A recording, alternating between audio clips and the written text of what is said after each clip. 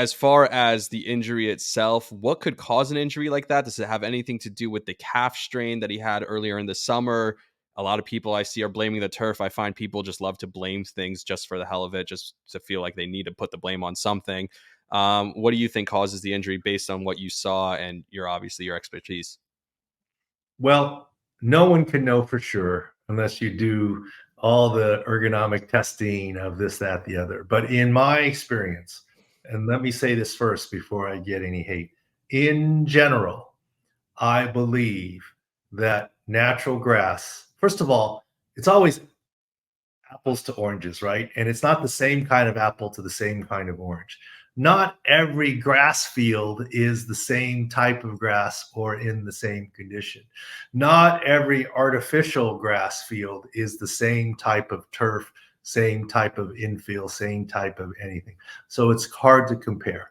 In general, the current sport turf, sport grass is way better than the astroturf of the old days. But natural grass, especially when it still has give, is still a little bit safer than the artificial grass.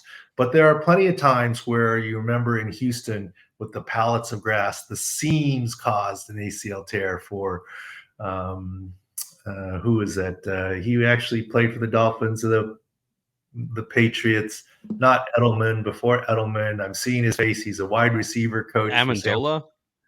No, older than Amendola. Wes Welker.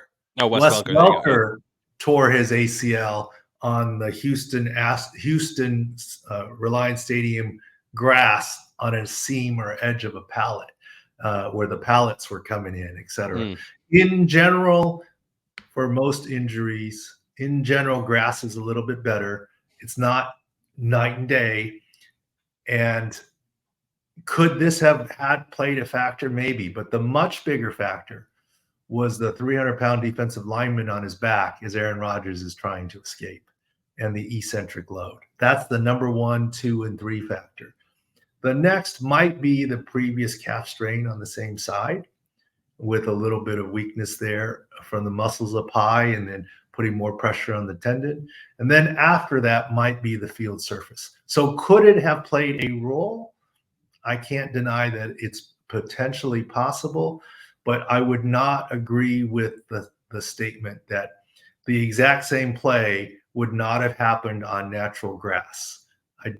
Period, end of discussion. I would not necessarily agree with that, but I am for grass whenever you can have it. And if you notice this weekend, other than Jack Conklin, who had a contact ACL tear, right tackle of the Cleveland Browns, there weren't a lot of traumatic injuries. There were a lot of hamstrings. Why? There was a lot of wet surfaces, slick surfaces, whether grass or whether, artificial turf.